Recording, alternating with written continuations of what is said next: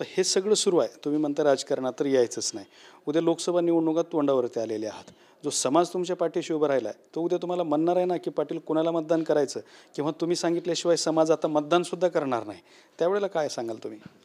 नाही, सरकार निवडणूकच घेणार नाही.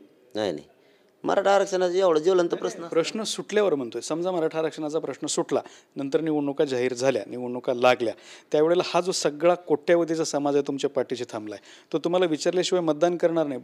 बहुतांशी लोक असं म्हणतात की पाटील सांगेल ते करणार आम्ही. तर मग त्यावेळेला तुम्ही काय सांगाल? त्यावेळेला तर तुम्हाला राजकीय कुठली तरी भूमिका घ्यावी लागणार आहे. नाही, मी समाजाला एवढंच सांगितलं होतं, आपल्या लेकराला मोठं करायचं, आरक्षणासाठी एक यान मराठा समाज आलाय. पुढचं काय मला माहीत नाही. मी आरक्षण मिळालं की खरोखर खुशाल आहे, मला जाऊन बसणार आहे. माझं जीवन सार्थक झालं. मी माझ्या गोरगरिबाच्या लेकराला 70 वर्षापासून नाही मिळणारी गोष्ट देऊ शकली. मी त्या आनंदातच 2 वर्ष हसत राहणार.